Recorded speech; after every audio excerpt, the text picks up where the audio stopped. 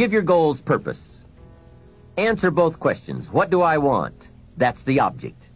And the second question, what for? That's purpose.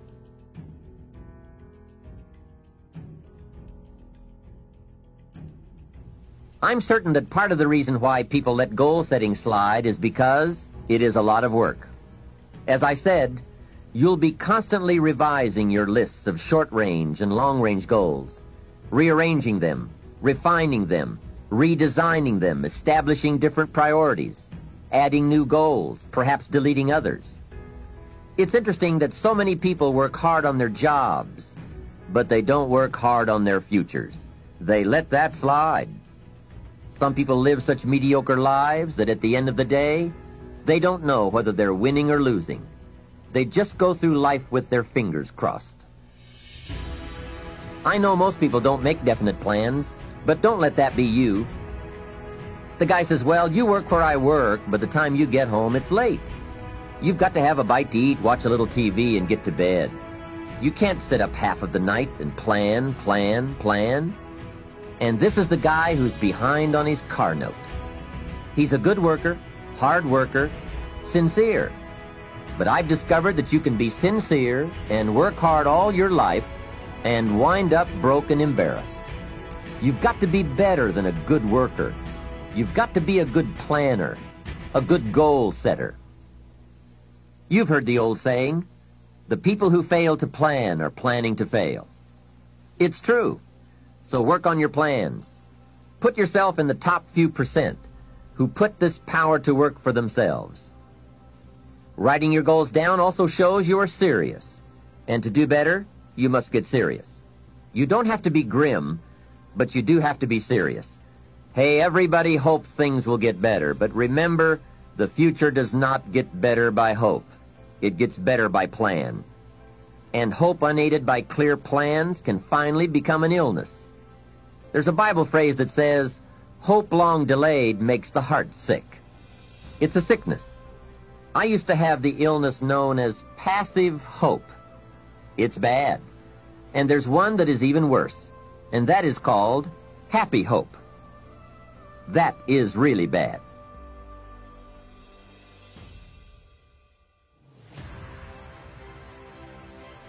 Understand that your goals, whatever they are affecting you all day long.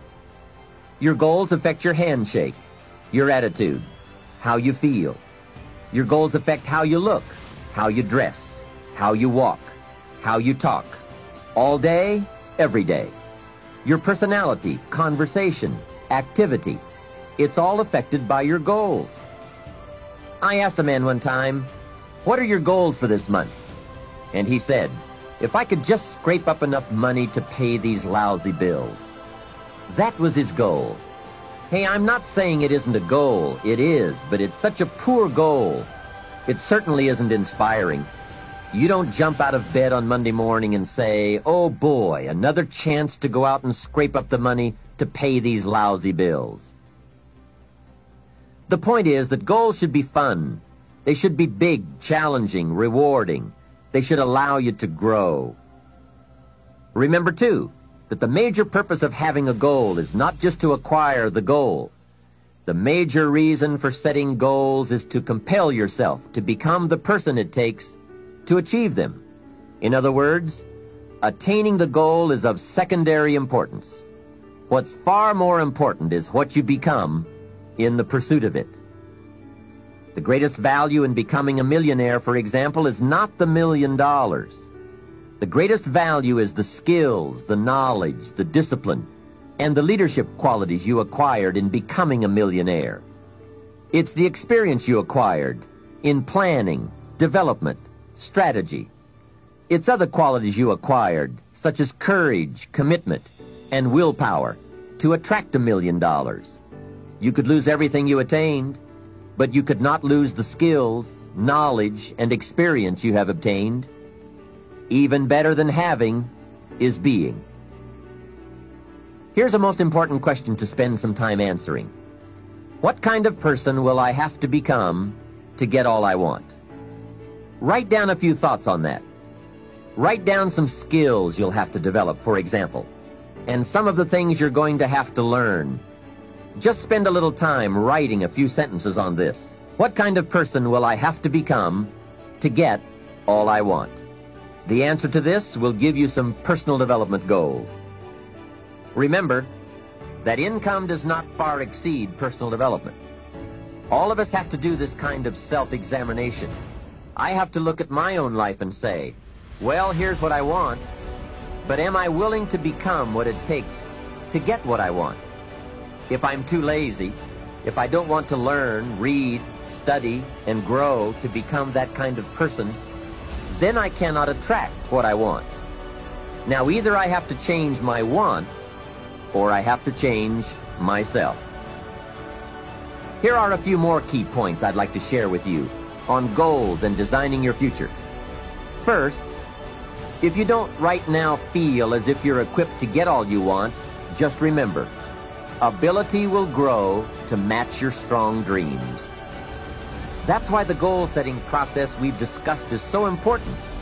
The more you work on this, the more ideas you will get on how you can change, how you can grow. I am nowhere near the person I was when I met Mr. Shoaff 25 years ago. I'm not that person anymore. I've changed. There's nothing you can do about the past, but you can do a great deal about your future. You don't have to be the same person you were yesterday. You can make changes in your life, absolutely startling changes, in a fairly short period of time.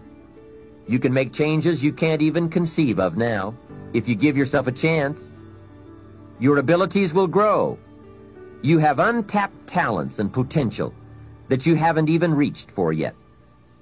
And as time goes on, you'll be able to reach deeper and deeper. The first thing you'll know, you'll be able to do things you never thought you could do.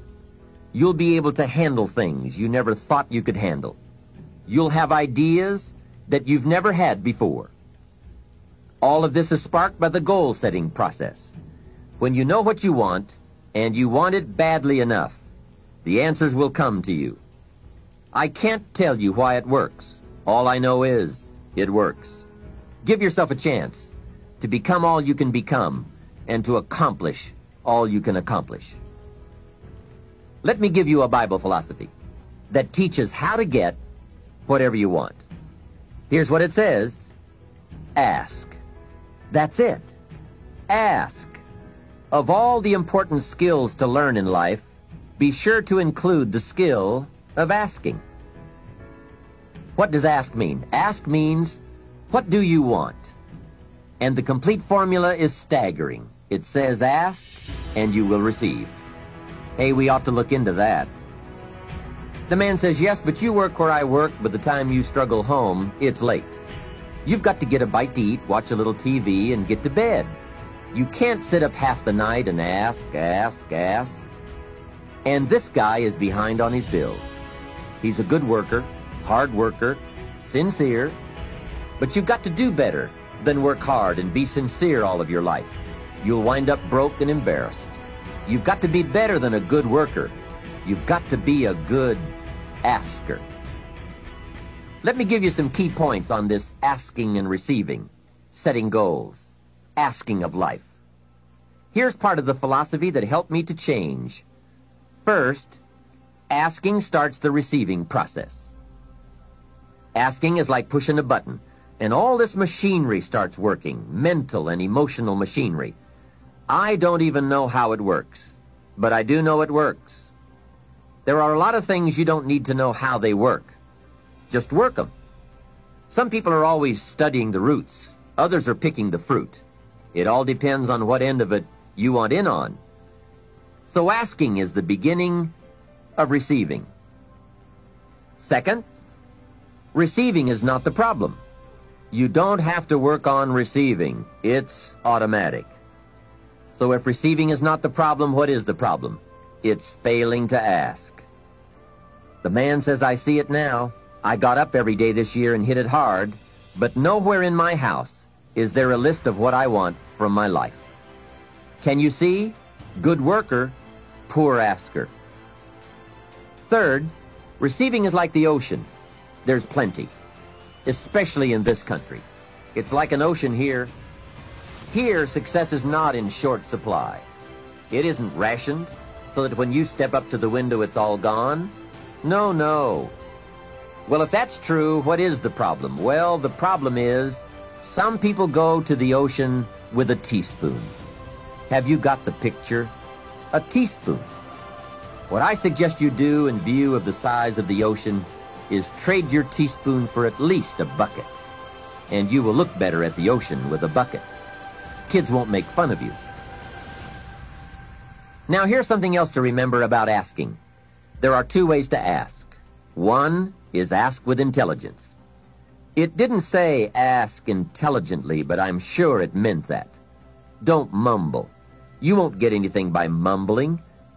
Be clear, be specific. Intelligent asking means how high, how long, how much, when, what size, what model, what color. Describe what you want. Define it. Remember, well-defined goals are like magnets. The better you define them, the stronger they pull. And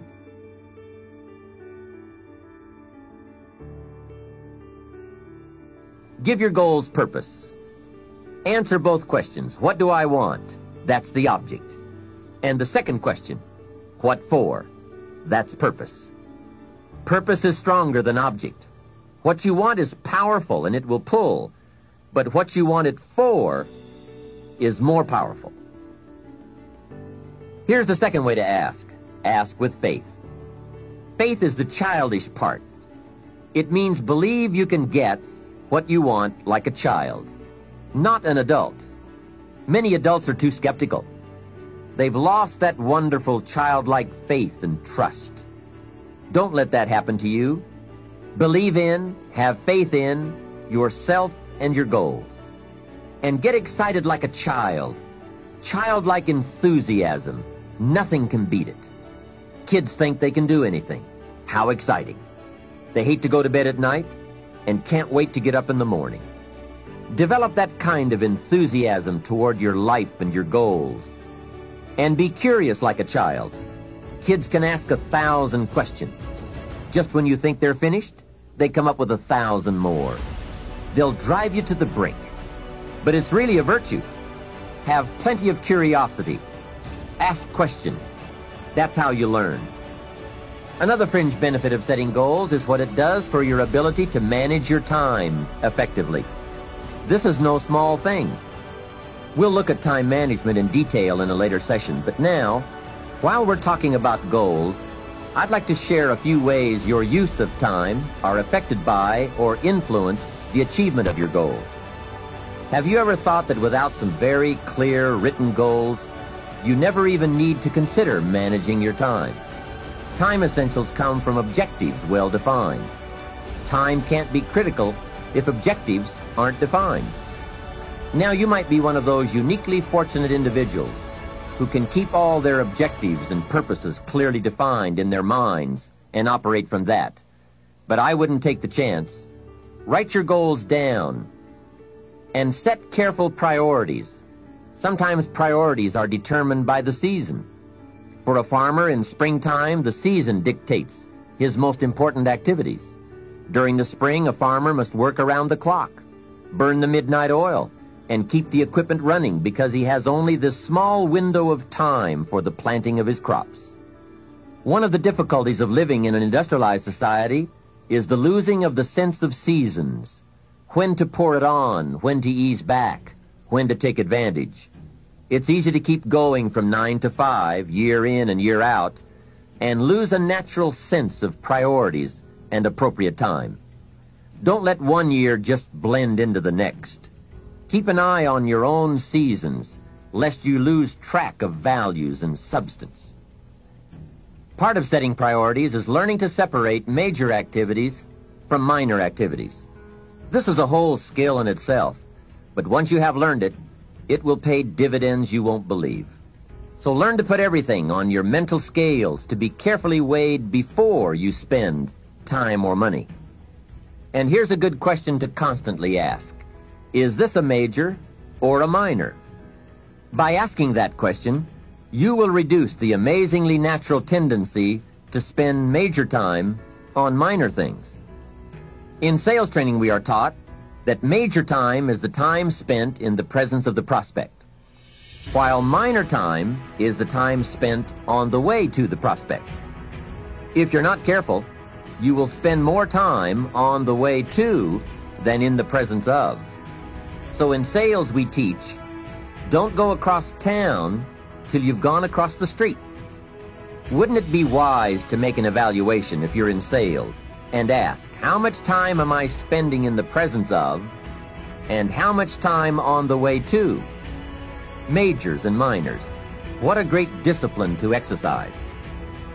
It also reads, don't spend minor time on major things. It's easy to get values mixed up. The man spends 3 hours watching television and only 30 minutes playing with his kids. Something is probably out of line there, right? It also reads, don't spend major money on minor things. If you spend more on candy than on audio cassettes like this, or books, that would be foolish, right? Here is a great goal-achieving tip. Don't mistake movement for achievement. It's possible to be busy all day, come home exhausted, and only then realize that very little of your day consisted of productive activities in the pursuit of your goals. Don't get faked out by being busy. The man says, I've been going hard all day. I've really put in the hours and the effort. But here's the major question. Doing what? It isn't going hard all day that counts. It's the doing what, the value that counts. Another essential is concentration. This is one of those difficult things, especially in a society where there are so many voices asking for our attention. The television voices, the radio voices, your family voices, the friends' voices, social voices, business voices, advertising, commercials. Isn't it amazing? You can turn off the television and the commercials keep running. How do you turn them off in your mind? That is the challenge to be mastered. The best use of time comes from putting plenty of value in it, and concentration means you take that challenge seriously. It's called careful investment for maximum results. Concentration. The big sports stars will tell you the cost of not concentrating. Just a little slip of concentration, and they put one by your feet. And there goes first place, and maybe the big money. So writing a letter, concentrate. Making a call, having a conversation. Trying to solve a problem, concentrate. You won't believe the effect this will have on your life. Now, there is a time to let your mind wander, but it's a time you designate specifically for that purpose. At that appointed time, you can go off for that walk on the beach, or that drive to the mountains, away from business. Let the breezes blow and your mind soar. Do some dreaming. That's healthy. But do it at that pre-planned time. At all other tasks, concentrate. Another aspect of managing goals and time is constant review. There's just no way to keep on target with your priorities without this. Whether it's business goals, personal goals, family goals, or investment goals, they must all be reviewed to see if you are on track, which is all the more reason for writing them down. Careful goal setting could be the time management answer you've been looking for. Goals well defined and well described and well thought out make us look carefully at the time we have and how to get the most from it to make all of our dreams come true. The answers to do better come from the necessity to do better. You will undoubtedly be amazed at the ideas you can come up with for the use of your time when goals and purpose have you stimulated to the maximum. Now there is a last main point to consider. You won't get everything you want. What a statement to make after studying how to get whatever you want. But you won't get everything you want, and the reason is, it's not that kind of planet. Sometimes it's going to hail on your crop and rain on your parade. I'm sure you are very well aware of this. But in my opinion, if you work the system I've just shared with you, you will get more than plenty. More often than not, you will get what you want. Those are good odds.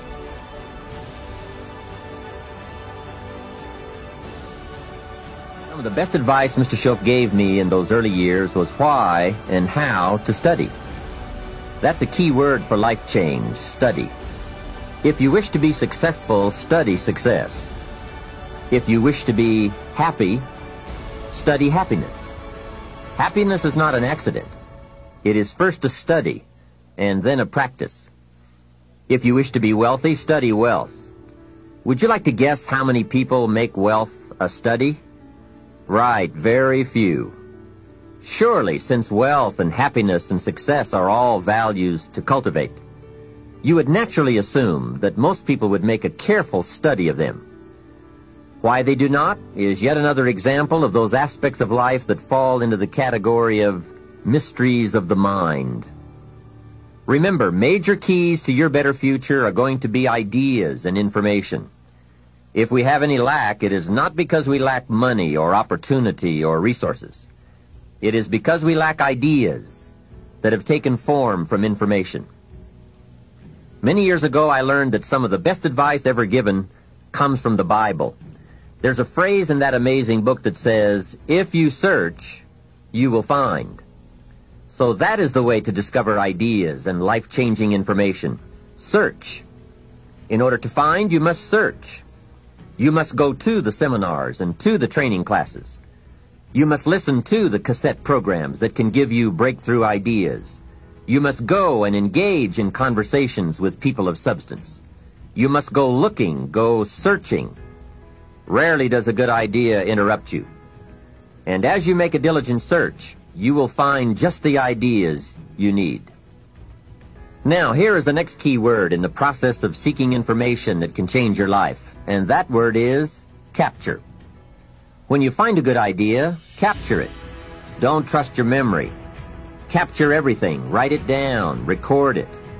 This is one of the reasons why we have put this program on cassette tapes, to capture the ideas. As a serious student of wealth and happiness, I would encourage you to make use of a journal as a gathering place for all the ideas that come your way. I consider personal journals to be one of the 3 treasures a wise person will leave behind. Here are those 3 treasures. One is your photographs. Take a lot of pictures.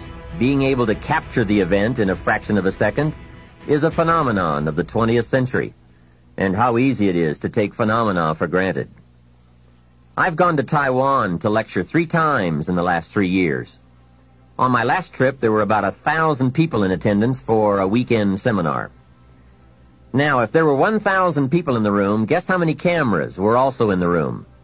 Right, 1,000. Everyone brings a camera to capture all the events and the people, new friends, new experiences. I spend a big part of my time having my picture taken with everyone. Have you ever looked at the pictures a couple of generations back? Unfortunately, there are only a handful. But wouldn't it be great if there were hundreds of pictures to tell the whole story? So make sure you leave behind your whole story in your treasure of pictures. The next treasure to leave behind is your library. All the books you have chosen. Books well read, well underlined, with notes and observations and reflections you have written in the margins. The books that have helped shape your philosophy and the values of your life. That is a treasure, your library. And your listening library, too. All these terrific cassettes. They are a treasure. The third treasure to leave behind is perhaps the most important. And that is your journals, containing all the ideas you have captured in your lifetime. Business ideas, social ideas, culture ideas, investment ideas, lifestyle ideas.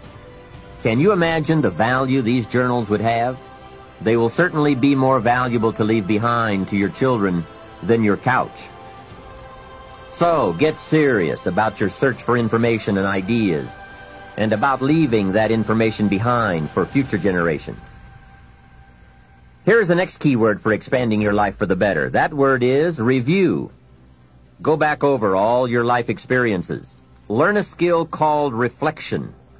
Pondering life's events with the intent of learning, That is so important.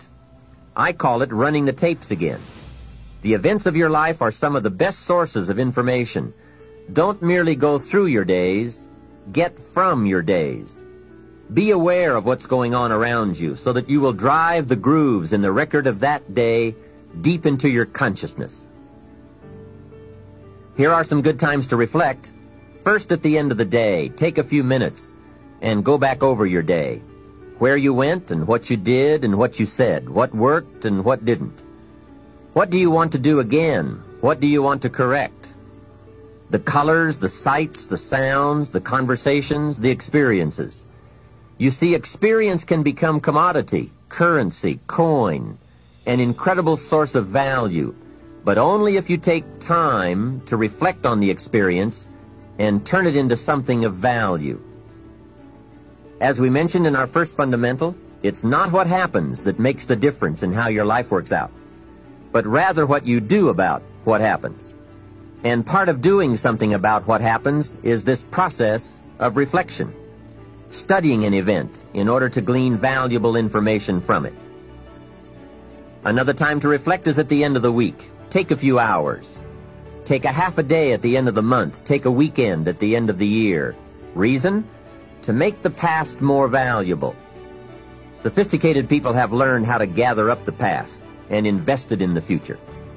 When my father was about to celebrate his 76th birthday, I said to him, "Father, can you imagine what it's going to be like to gather up the last 75 years and invest them in your 76th?" That's how life can become productive and exciting. Not just living one more year, but gathering up the years and investing them in the next one. By reflecting, you can gather up all the conversations you have ever had and invest all that you have learned and all that you have felt in the next conversation. Gather all your experiences and invest all that you have learned and felt in your next experience. And the more value, the more substance, the more information, the more wisdom you can gather from all of your yesterdays, the more exciting your future becomes. Probably all of us already know all that we need to know in order to make our lives turn out the way we want, except for one thing: how to gather what we've learned in order to invest it in what we want to become. So start a new discipline that can lead to wealth and happiness. Find out how things work. Never let it be said you didn't find out. Now let me give you a qualifying phrase. You may not be able to do all you find out, but make sure you find out all you can do.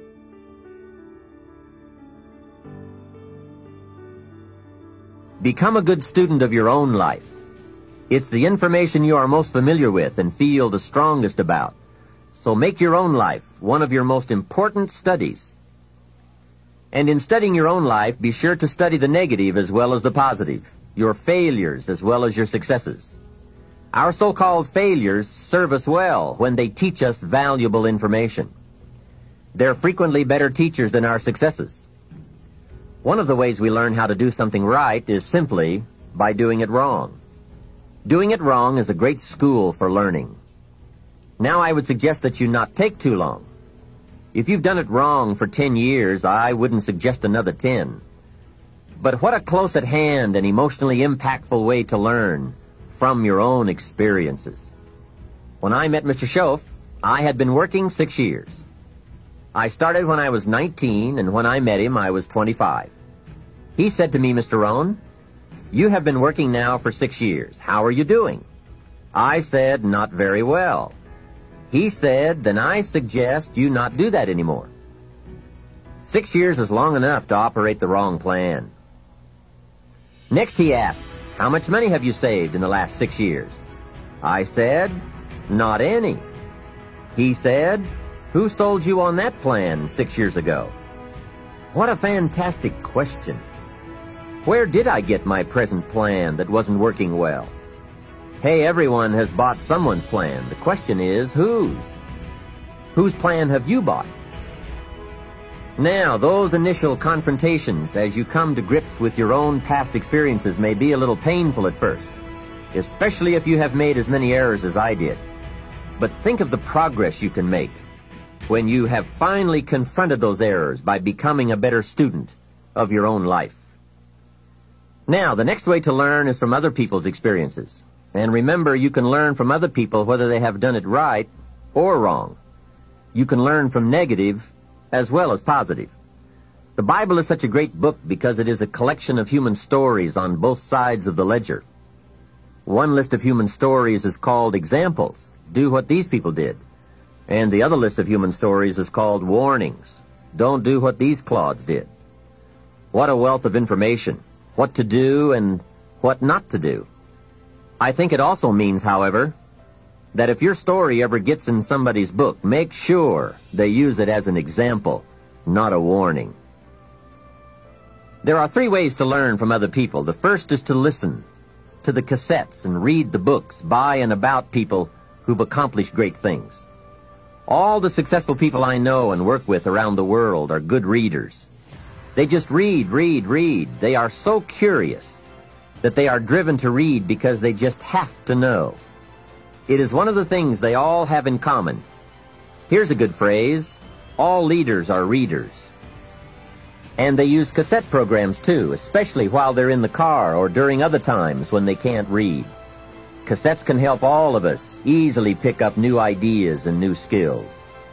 Did you know there are cassettes and books on how to be stronger, more decisive, a better speaker, a more effective leader, have a better effect on other people, become more loving, develop personality, get rich, develop influence, become sophisticated, and people don't use them?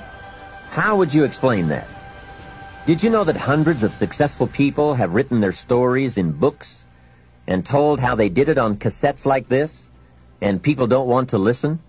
How would you explain that? The guy's busy, I guess. He says, well, yeah, if you worked where I work, by the time you struggle home, it's late. You've got to have a bite to eat, watch a little TV, and get to bed. You can't stay up half the night and read. And this is the guy that's behind on his bills. He's a good worker, hard worker, sincere. But remember, you can be sincere and work hard all your life and wind up broke, confused, and embarrassed. You've got to be better than a good worker. You've got to be a good reader, a good listener. At least he could hear a good cassette on the way home, right? Now, you don't have to read or listen to educational cassettes half the night. Although if you're broke, it's a good place to start. But here is all I ask, just 30 minutes a day. That's all. Stretch it to an hour if you can, but at least 30 minutes. Half rich isn't bad. 30 minutes. Hear or read something challenging, something instructional, at least 30 minutes a day. And here's the next key. Every day. Don't miss. Miss a meal, but not your 30 minutes. Hey, you can get along without some meals, but you can't get along without some ideas, examples, and inspiration. There's a Bible phrase that says, humans cannot live on bread alone, or food alone. It says the next most important thing to bread is words. Words nourish the mind. Words nourish the soul. Humans have to have food and words to be healthy and prosperous.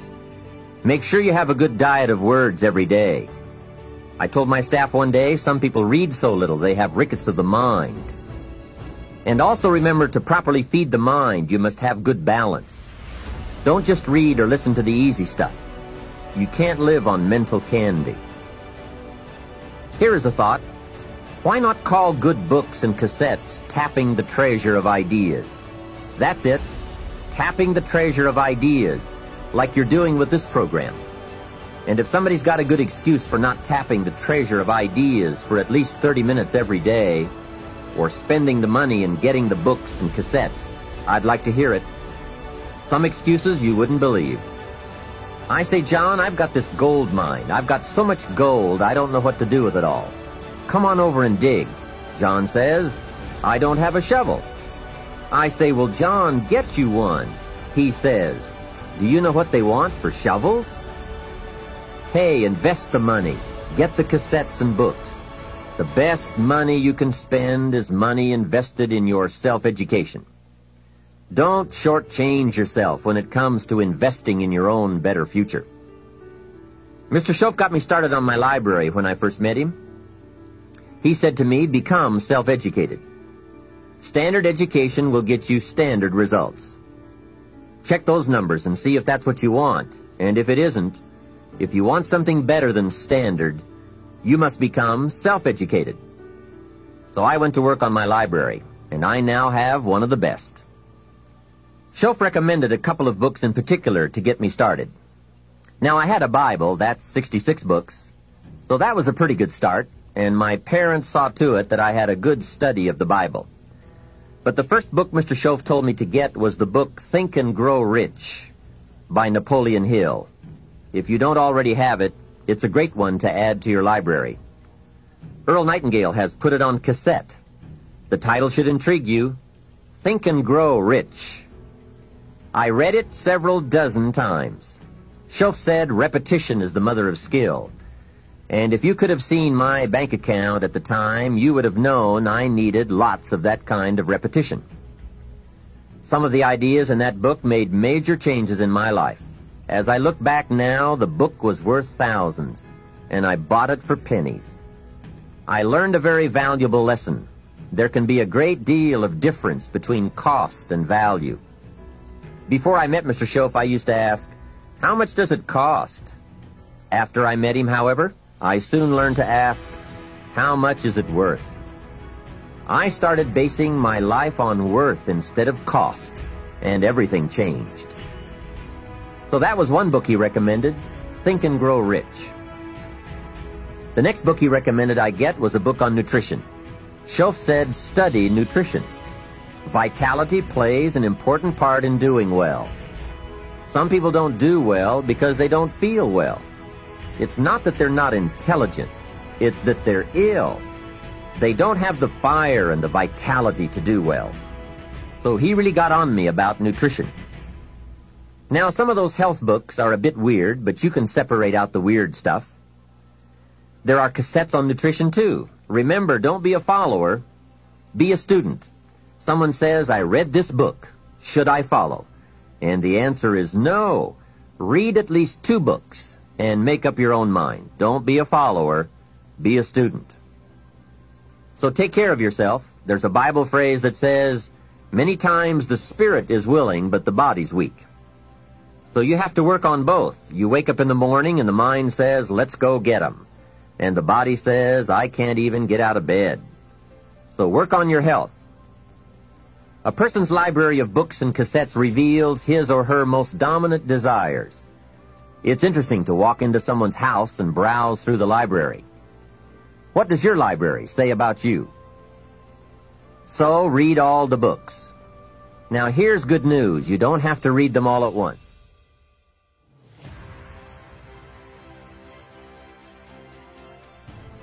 Try this. 2 books a week. In 10 years is 1,000 books. If you read 1,000 books in the next 10 years, do you think they would greatly influence all the dimensions of your life? The answer is, of course. Well, here's what's exciting. It's only 2 books a week. However, I would suggest if you haven't read 2 books a week for the last 10 years, you are about 1,000 books behind. Can you imagine the incredible disadvantage it will be 10 years from now to stride into the marketplace 1,000 books behind?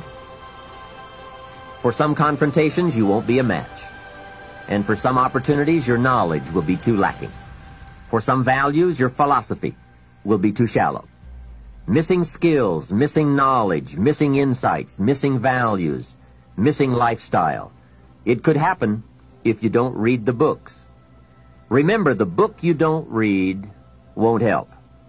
You can't read too many books, but you can read too few.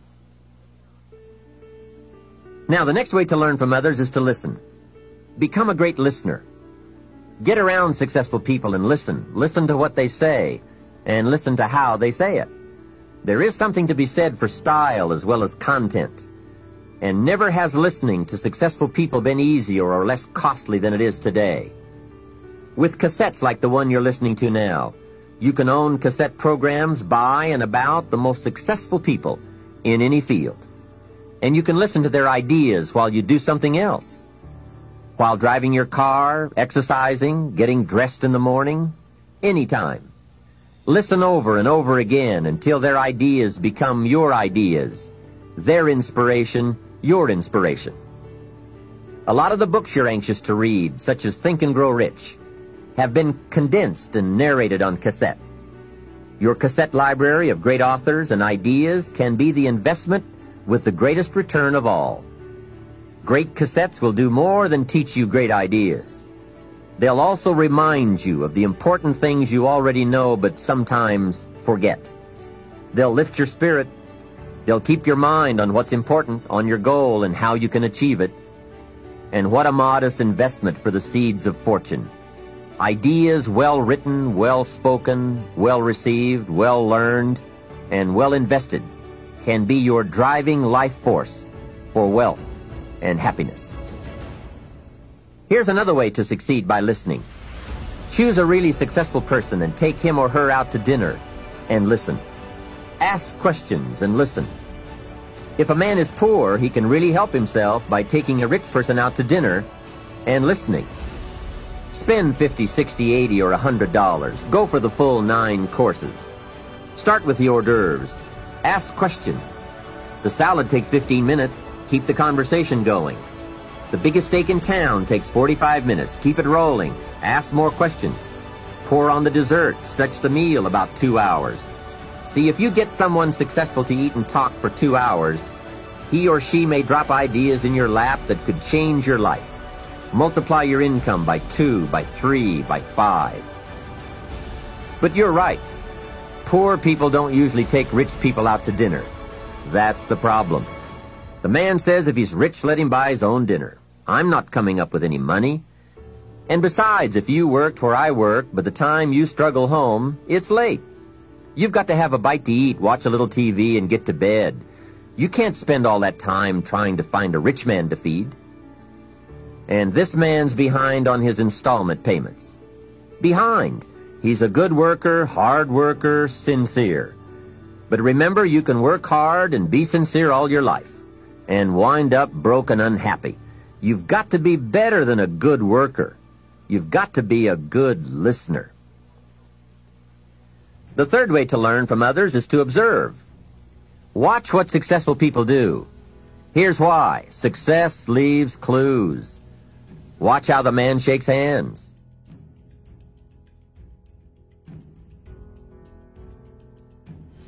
Pursue it with high expectations. Spend the money and time and the effort. They're all investments, time, effort, and money. But the payoff is so great, it's hard to compare the cost to the reward. First is the money, and it does take some money. I have a great suggestion for the cassettes and the books and the lectures, the seminars, and the videos you need for a constant flow of ideas and inspiration. Set up an educational fund. Take a portion of your income each month and set it aside to invest in all the means of the search for knowledge. Remember, the best money spent is the money spent to cultivate the genius of your own mind and spirit. Make sure you don't spend more for accommodation than you do for education. The money, small price. The promise, unlimited potential. Next is the time. That is a valuable expenditure. I understand that. To ask people for their money, that's one thing, but to ask them for their time, that's a major request. But I don't know any shortcuts to this. It takes time, precious time.